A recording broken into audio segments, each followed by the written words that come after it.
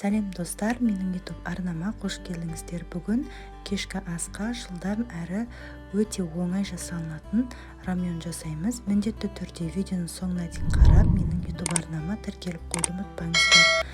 Бізге қажетті заттар: сосиска, 2 жұмыртқа, сыр, одан соң рамьон қажет.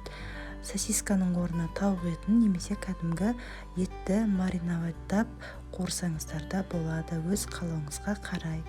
Алдымен ыдысымызға суымызды құйып қайнатып аламыз да, рамьон ішіндегі приправаларымызды қосып 1-2 минут араластырып қайнатамыз. Одан соң кесілген сосискаларымызды қосып тағы да 2 минуттай қайнатып аламыз.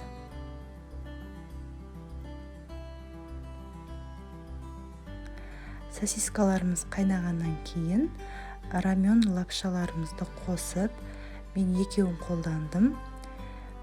Тағы да 10 минуттай қайнатамыз лапшаларымызды. 5 минут қайнағаннан кейін, бірақ ішіне жұмыртқа қосамыз. Жұмыртқа ұнатпасаңыздар, қоспай қойсаңыздар да болады. 2 жұмыртқа қостым. Қосқаннан кейін сразу бірден араластырып жібереміз.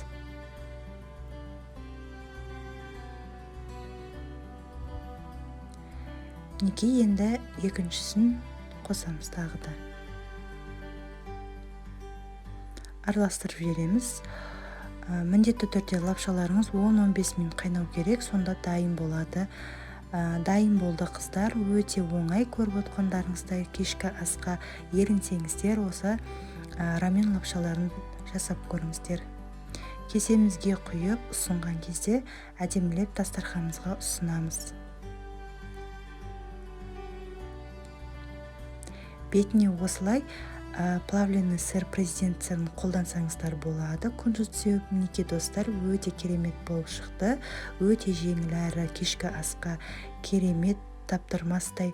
Міндетті түрде жасаңыздар. Видеоны лайк басып, комментарий қалдыруды ұмытпаңыздар. Баршаңызға ас болсын.